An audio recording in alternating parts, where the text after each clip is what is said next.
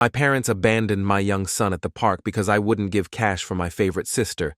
A stranger nearly pulled him into an unknown vehicle with bystanders watching, so I hired an attorney, and months later the court delivered verdicts that will haunt you. Beamy, 29-year-old Tyler, sitting in another mind-numbing client presentation meeting, pretending to care about engagement metrics while internally planning my escape from corporate hell. Phone starts buzzing like a wasp trapped in a jar. Unknown number. Normally, I'd send that straight to voicemail. Only people who call from unknown numbers are telemarketers trying to extend my car warranty, or scammers from Microsoft telling me my computer has a virus. Something made me answer, though. Is this Tyler, father of Maya? My blood turned to ice. That's not how phone calls about your kid are supposed to start. Yes, that's me. Who is this? This is Officer Martinez with Miami-Dade PD. Your daughter is safe, but we need you to come to the station immediately. There's been an incident. The world tilted sideways. Maya was supposed to be having a fun day with her grandma, probably getting spoiled with cookies and playground time. Like every other Thursday when my mom took her for their weekly bonding session. What kind of incident? Where's my mother? Sir, I'd rather explain this in person. Your daughter was found alone at Ocean View Park by a citizen who prevented a potential abduction. We're at the downtown station. Potential abduction. Those words hit me like a freight train loaded with pure terror. Don't remember leaving that conference room. Don't remember what excuse I gave my boss. Just remember running through the office like John Wick on a mission, my mind spinning with worst-case scenarios. The drive to the police station was the longest 20 minutes of my life. Every red light felt like an eternity. Every slow driver was personally conspiring against me. When I burst through the station doors and saw Maya sitting in a chair, clutching her stuffed elephant and talking to a female officer, I nearly collapsed with relief. She looked physically okay, but her eyes had this shell-shocked look. No 6-year-old should ever have that look. Daddy! She jumped up and ran to me. I caught her in a hug that probably lasted longer than the entire meeting I'd abandoned. I'm here, baby, I'm here, you're safe now. Officer Martinez approached with the expression that told me this conversation was going to ruin my entire year. Tyler, we need to talk about what happened today. Your daughter was very lucky. Lucky. That word made my stomach drop because it implied how easily things could have gone wrong. Jessica saved me, Daddy, Maya said, pointing to a woman sitting nearby. Woman I hadn't noticed in my panic. She scared the bad man away. I looked over at this Jessica person, probably mid-20s, athletic build, wearing jeans and a hoodie, but carrying herself like someone who could handle business. She gave me a small wave and a smile. Ma'am, I can't thank you enough, I started. But she held up her hand. Let's just focus on Maya right now. We can talk later. Officer Martinez guided us to a private room. She explained what had happened. With each detail, my anger shifted from simmer to full rolling boil. To understand how we ended up in this nightmare, you need to know about my family dynamic. Picture the most toxic workplace you've ever been in. Multiply it by 10. Add some serious mental health issues. Make it impossible to quit. That's my family. My mother, Linda, doesn't just think the world owes her something. She's convinced she's the queen of the universe. Everyone else exists to serve her needs. She's got this supernatural ability to twist any situation into proof of how wronged she's been, even when she's literally the one causing all the problems. This woman could win Olympic gold in emotional manipulation. She's perfected the art of playing victim. We're talking about someone who once called the police on a Burger King worker because they forgot her extra ketchup packets, claiming it was discrimination against seniors. The cops actually laughed at her. But the real piece of work is my brother Brandon. 2 years younger than me, but with the emotional maturity of a rabid honey badger. While I'd been working since high school, starting with washing dishes and clawing my way up to a decent marketing career, Brandon had been living the extended man-child lifestyle. Funded entirely by family guilt trips and mom's enabling, this dude has failed at everything he's ever touched. 4 different colleges, 3 businesses that were basically pyramid schemes, and a credit score that would make a gambling addict look financially responsible. But here's what really makes Brandon special. He's not just irresponsible. He's genuinely unpleasant to be around. We're talking about a guy who screams at fast food workers, who's been banned from 2 different gyms for starting fights, who once threw a tantrum at Maya's birthday party because he thought his gift wasn't prominent enough. The dude's got this weird jealousy complex about my life. Can't stand that I worked my ass off and actually made something of myself. He's the type who thinks success should just be handed to you because you exist. Meanwhile, his idea of networking is hitting up family members for money, while insulting them for not giving enough. I've watched him burn bridges with literally everyone who's ever tried to help him. Former employers, friends, girlfriends, they all end up with the same story about Brandon being aggressive, entitled and completely unable to accept responsibility for anything. The family dynamic was always the same toxic cycle. Brandon would screw up spectacularly and blame everyone else. Mom would have a complete meltdown about how her baby boy was being persecuted by the cruel world. And somehow I'd end up fixing the mess, because I was the successful one who could afford it. Over the years, I'd lent him money more times than I could count. The crypto scheme that lost $9,500. The import business that was actually just him buying knockoff electronics on eBay. The investment opportunity that turned out to be a pyramid scheme. Each time he promised to pay me back as soon as things took off. Spoiler alert, things never took off. Looking back, I should have cut him off years ago. But there's something about family manipulation that makes you question your own sanity. They've got this way of making you feel like you're the asshole for having boundaries. This time, Brandon had outdone himself. He'd been dating this girl Victoria for all of 4 months, and decided he needed to buy a house to lock her down. Before she realizes she can do better, his credit was more damaged than a car in a demolition derby. So naturally, he needed a cosigner. And in Brandon's tiny brain, that meant me. He showed up at my house that Sunday morning with Mom in tow, marching into my kitchen without even knocking like he owned the place. "You need to help me out with this house thing. Victoria's getting impatient. Maybe try getting a stable job first." His face went red immediately. That wasn't my fault. The market crashed. "You want me to co-sign a house while you still owe me money? I'm not doing that." What followed was 2 hours of insults, guilt trips, and barely contained rage from both of them. Mom cycled through her usual manipulation tactics, while Brandon alternated between victim mode and outright hostility. When Maya wandered downstairs and saw Uncle Brandon yelling at me, she asked why he was being mean. "Your dad's just being difficult about family stuff," Brandon told her, which was the moment I decided this conversation was over. When they finally realized I wasn't budging, Brandon stood up and got right in my face. "You're going to regret this, bro. When your precious little life falls apart, don't come crying to us for help." Mom nodded along like he just delivered the Gettysburg Address. "Instead of a temper tantrum from a grown man, you'll both learn what it means to abandon family," she added with this chilling calmness. They left together. 2 days later, Victoria dumped Brandon via text message. According to the family gossip network, she told him he was emotionally unstable and financially irresponsible, and that she couldn't see a future with someone who blamed everyone else for his problems. Brandon naturally blamed me for ruining his relationship by not co-signing the loan, because in his world, everything that goes wrong is someone else's fault. The week after our conversation, things got weird. Mom went completely radio silent. No calls, no random visits, no weekend trips to spoil Maya. It was like she'd been snapped out of existence. Except instead of Thanos, it was just good old-fashioned emotional manipulation. Maya kept asking about Grandma, and I didn't know what to tell her. How do you explain to a 6-year-old that her grandmother is basically holding herself hostage to prove a point? It's like trying to explain cryptocurrency to your boomer dad. Technically possible, but nobody's going to be happy with the results. Brandon called me up, predictably losing his mind. "Thanks to you, Mom's a wreck. She can't even eat because of how much you've hurt her." Classic.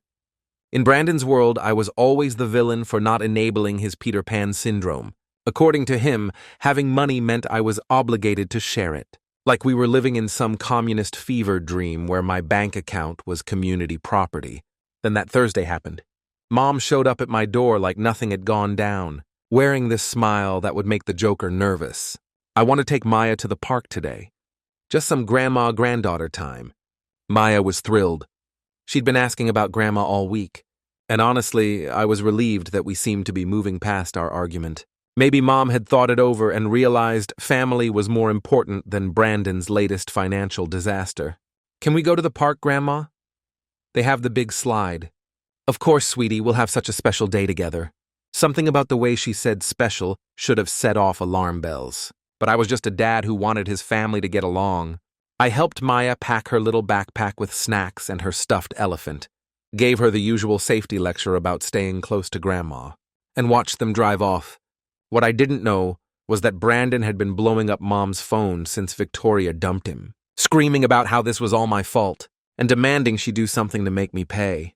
He'd been drinking heavily since the breakup and was in full victim mode, ranting about how Victoria would still be with him if I helped him. Mom had already planned everything. According to what Maya told the police later, the day started normal. They played on the swings, went down the slide a few times, and shared a bag of goldfish crackers. Maya was having the time of her life, completely trusting that Grandma would keep her safe. Then around 1 p.m., Mom got a phone call from Brandon. She walked a little distance away, had a loud conversation, and came back looking upset. "Maya, sweetie, Grandma has to go help Uncle Brandon right now. You need to sit right here on this bench and wait for Daddy. He's coming to pick you up." "Where are you going, Grandma?" "Uncle Brandon is in trouble and needs my help. But don't worry, Daddy will be here soon. Just stay right on this bench and don't move, okay? This is very important." Maya nodded, because she's 6 and trusts adults to not be sociopaths. Mom gave her a quick hug, told her to be good, and walked away without looking back. Just walked away from a 6-year-old in a public park, like she was throwing away a piece of trash. Maya sat on that bench for almost 2 hours, watching families play and have fun, while wondering why her daddy was taking so long. She didn't have a phone, didn't know our address by heart, and had been taught to stay where adults told her to stay. That's when the predator showed up. Maya was still sitting on that bench around 2:30 p.m. when she noticed a man watching her.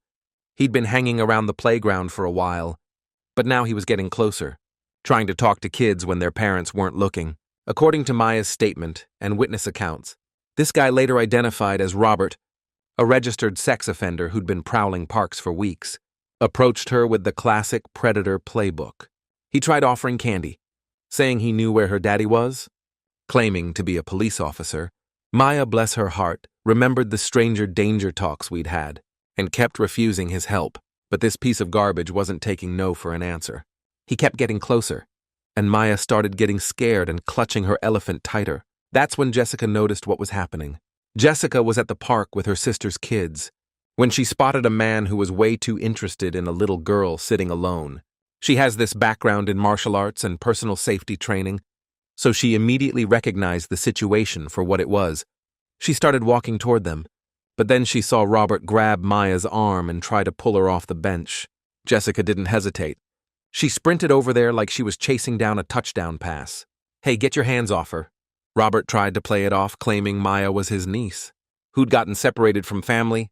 Maya immediately contradicted him, crying that she didn't know this man.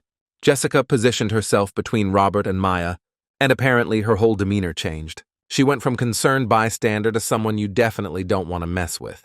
"Step away from the child now." Robert tried to intimidate her, telling her to mind her own business, but other parents started noticing the commotion. A couple of dads started walking over, cell phones already out. Robert realized his window was closing fast. He made a grab for Maya one more time, but Jessica was ready. She blocked him, pushed Maya behind her, and made it very clear that he'd have to go through her first.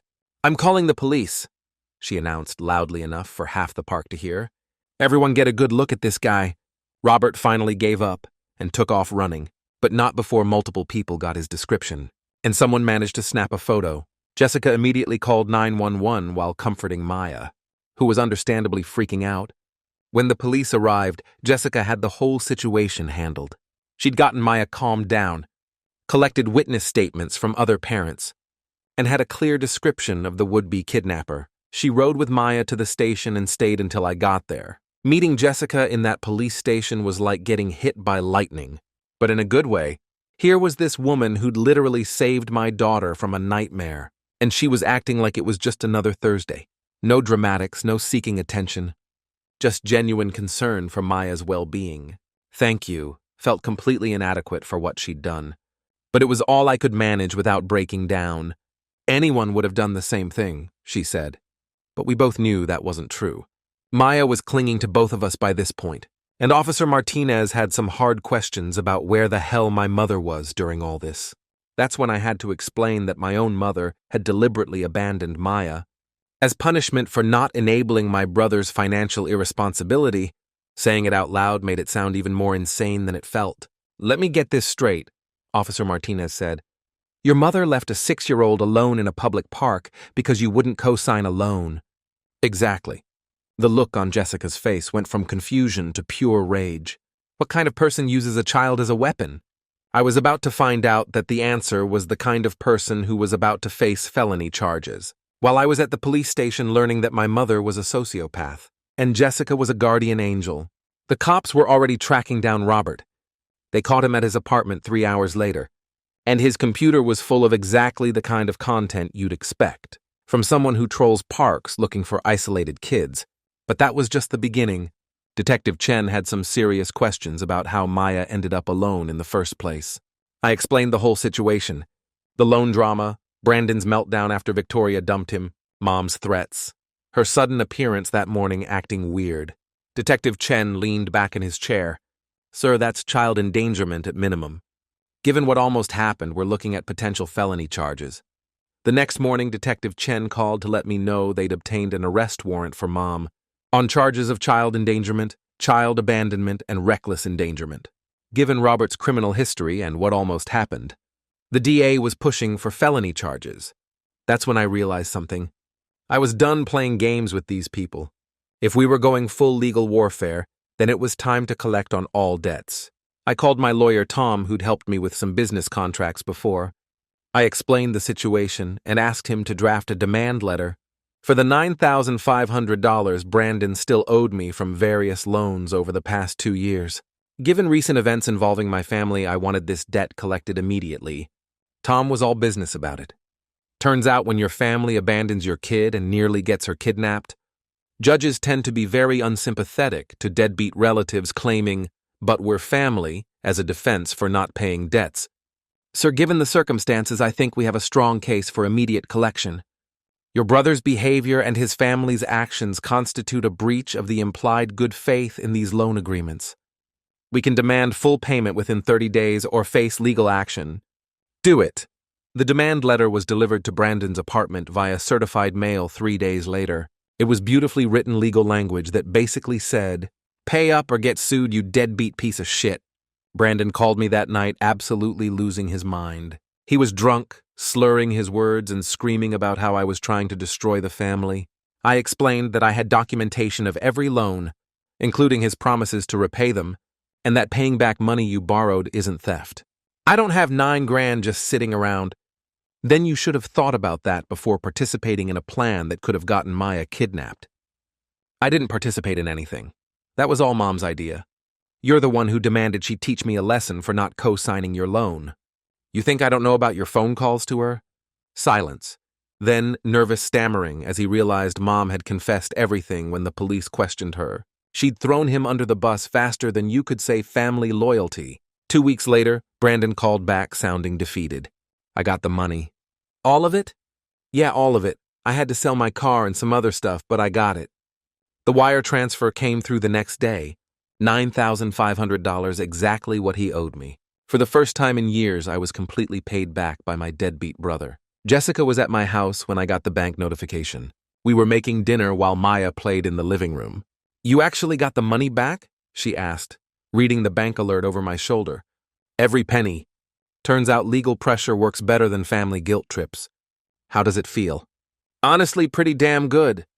I've been enabling his irresponsibility for years, and he finally had to face consequences." Jessica had brought Maya a children's book about brave girls and a small stuffed giraffe to keep the elephant company. Maya acted like Christmas had come early. We ordered pizza and had an impromptu dinner party, where Maya regaled Jessica with stories about her school friends and her favorite movies. Watching them bond was like watching a missing piece of our family puzzle click into place. After Maya went to bed, Jessica and I sat on the couch, talking about everything and nothing. She was a teacher, had grown up in a stable family that actually solved problems instead of creating them, and had this calming presence that made me remember what normal felt like. "I keep thinking about what could have happened," I said. "But it didn't. Maya's safe. The bad guy is in jail. Your mother is facing consequences and you got your money back. What if you hadn't been there? Someone else would have helped. I have to believe that. You saved my daughter's life. You would have done the same thing. Maybe, but I knew I was falling for the woman who'd literally saved my family. Meanwhile, Brandon had been getting worse since paying me back. The loss of his car and having to liquidate his possessions to pay his debt had been the final straw. In his already fragile mental state, he'd been fired from his latest job for showing up drunk, had gotten into a bar fight that resulted in another arrest, and was basically spiraling into full-blown alcoholism. That's when Aunt Patricia decided to join the party. 2 months later, we were sitting in a courtroom. That looked like the world's most depressing family reunion. Mom's side was packed with relatives who'd bought into her victim narrative. Aunt Patricia front and center with a Bible in her lap.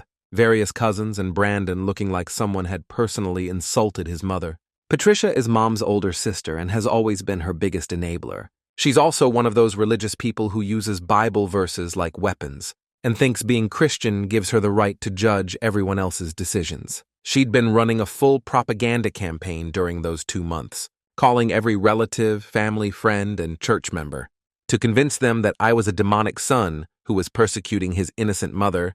My side was basically just me, Jessica, and the cold, hard truth. The prosecution started with Officer Martinez's testimony about finding Maya, and the initial investigation. Then Detective Chen explained how they'd tracked down Robert, and what they'd found on his computer. The prosecutor was clear. The defendant's actions directly enabled a registered sex offender to access her granddaughter. This wasn't negligence. It was a calculated decision that put a child in mortal danger. During the break, Patricia cornered me in the hallway. With her Bible clutched to her chest, she started saying verses about honoring thy father and mother, about forgiveness, about love being patient and kind. When I mentioned that I'd shown kindness to my daughter by protecting her from abandonment, she escalated to using murder verses to guilt-trip me. You're destroying a 68-year-old woman's life over a few hours. And now you've stolen money from Brandon, too. I didn't steal anything from Brandon. I collected money he legally owed me. Money that was given in love between brothers.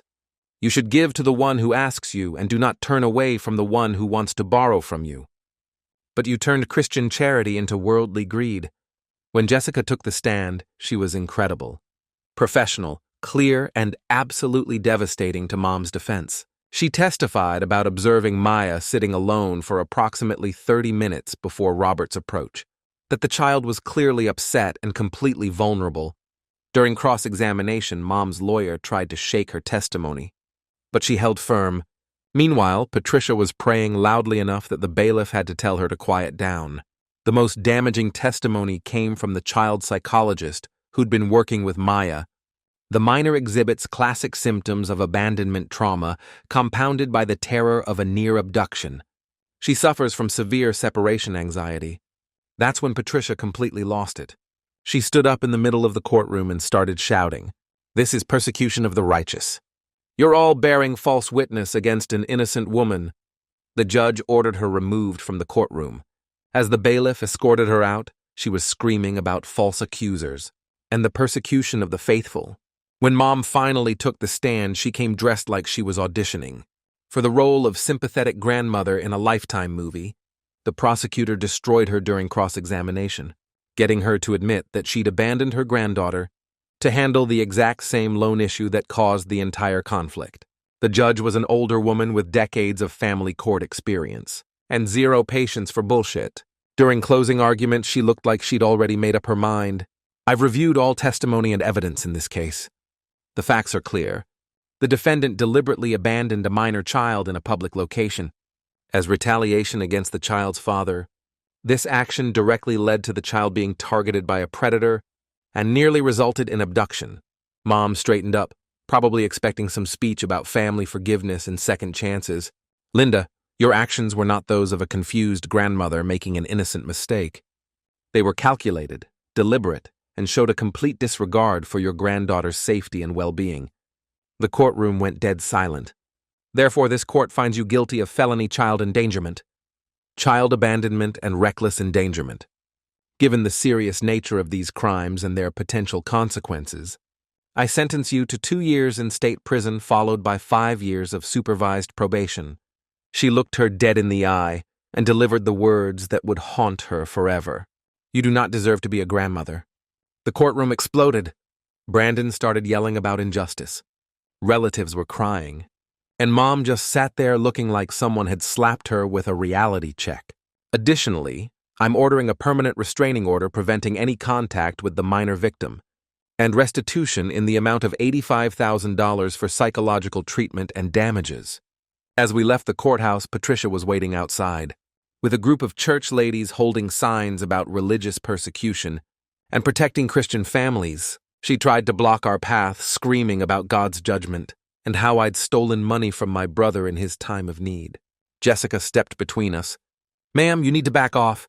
Security had to escort Patricia and her prayer group away from the courthouse. Justice had been served, and I'd collected every penny I was owed. Sometimes accountability actually works. 6 months after the trial, life had completely transformed. Maya was thriving in therapy and had bounced back with that incredible resilience kids somehow manage. She still had occasional nightmares, but they were getting less frequent. And she'd developed this amazing bond with Jessica that was beautiful to watch. Jessica and I had been dating for 4 months by then, and it felt like the most natural thing in the world. She'd moved in 3 weeks earlier after Maya asked if she could stay forever. We'd taken things slow out of respect for Maya's trauma and my own trust issues, but everything about our relationship just worked. "Daddy, can Jessica be my new grandma?" Maya asked one Saturday morning while we were making pancakes. Jessica nearly choked on her coffee. "Sweetheart, I'm not old enough to be a grandma, but you take care of me better than Grandma ever did." Kids have a way of cutting right to the heart of things. Mom was serving her sentence and had tried to contact me several times, but the restraining order was clear. Patricia had also been sending letters full of Bible verses about prodigal sons and forgiveness, which I threw away without reading. Brandon, meanwhile, had completely lost his shit after paying me back. The loss of his car and having to liquidate his possessions to pay his debt had been the final straw in his already fragile mental state. He'd gone on a 3-week bender that ended with him getting arrested for DUI after crashing his borrowed car into a mailbox. He'd been evicted from his apartment and was basically couch surfing between relatives who were getting tired of his bullshit. Jessica's family had been incredible throughout everything. Her parents were these warm, functional people who communicated like adults and solved problems without emotional warfare. Maya was getting her first taste of what healthy family relationships looked like, and she was thriving. "You know what I love about your family?" I told Jessica one night after a barbecue at her parents' house. "What's that?" "Nobody's trying to manipulate, guilt trip, or emotionally blackmail anyone else. You guys just actually like each other. Revolutionary concept, right?" We'd been talking about marriage tentatively. The way you discuss important things when there's a 6-year-old involved.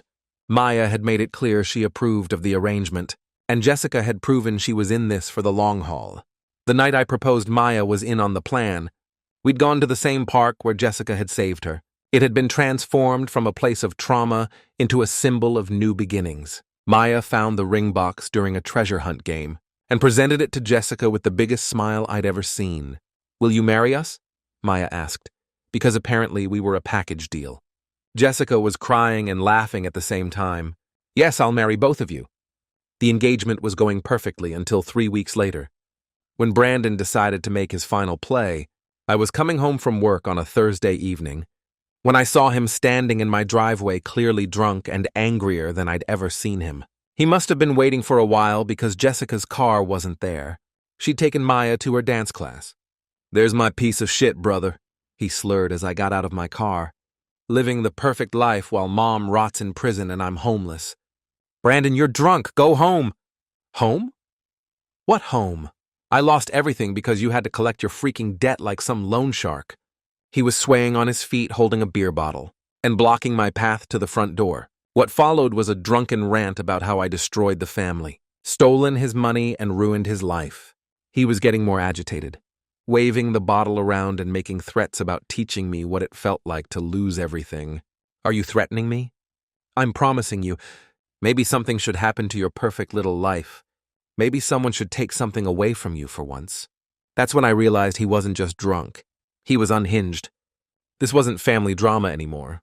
"Brandon, you need to leave now." "Or what? You'll call the cops like you did on Mom?"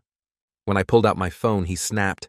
He threw the beer bottle at my car, shattering the rear window, and started screaming like a maniac about how I'd stolen his money and destroyed his life. The police arrived 8 minutes later to find Brandon sitting on my front steps, crying and mumbling about how unfair everything was.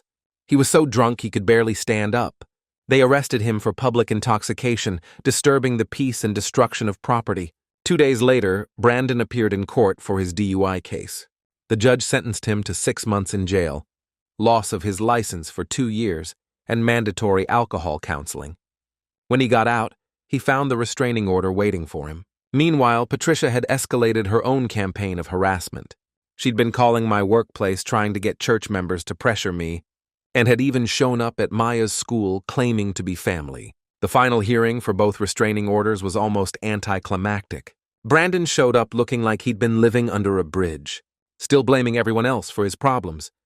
He told the judge I'd systematically destroyed our family, had our mother imprisoned, stolen money from him when he was at his lowest point, and was now trying to silence him for speaking the truth. Patricia came dressed like she was going to a funeral, and ready to quote scripture about forgiveness and family loyalty. She claimed I'd turned my back on God's commandments and was persecuting my own family for standing by Christian values, even using worldly courts to steal money from my brother in his time of need. The judge looked at the police reports, witness statements, and video evidence from my security cameras. Brandon, you threatened your brother's family, destroyed his property, and demonstrated clear signs of substance abuse and emotional instability. The debt collection was legal and legitimate. Paying back money you borrowed is not theft. This restraining order is granted for a period of 5 years. Patricia, your harassment of this family, including attempts to contact the minor child at school and interfering with the father's workplace, constitutes stalking behavior. You are also prohibited from any contact for 5 years. Just like that, the last toxic pieces of my family were legally removed from our lives. A year later, Jessica officially adopted Maya. The hearing was just a formality. She'd been Maya's mom in every way that mattered since that day in the park. When the judge signed the papers, Maya started crying happy tears. Now it's official. I have the best mom ever. We had a small wedding 6 months later. Just close friends and Jessica's family. Maya was the flower girl and took her job very seriously. Maya's happy and healthy and surrounded by people who actually deserve to be called family. She knows the story about how Jessica saved her. But to Maya, that's just how they met. Jessica isn't the woman who rescued her from a predator. She's just Mom.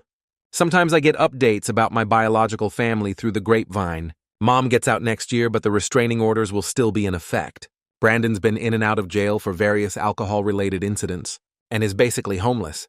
Patricia is apparently telling everyone at her church that I'm possessed by demons and asking for prayers to cast out the evil spirits that made me turn against my family. I used to feel guilty about how everything turned out, like maybe I should have tried harder to help them, or found some way to keep the family together. But then I look at Maya confident, happy, surrounded by people who love her unconditionally, and I know I made the right choices. Real family doesn't threaten you when you set boundaries. Real love doesn't use children as weapons. Maya's about to become a big sister. Jessica's pregnant with our second kid, and Maya's thrilled to teach the baby everything important. She's already planning lessons about stranger danger, the importance of telling trusted adults when something's wrong, and how to identify the difference between people who love you and people who just want to manipulate you. Smart kid. She's going to be an amazing big sister.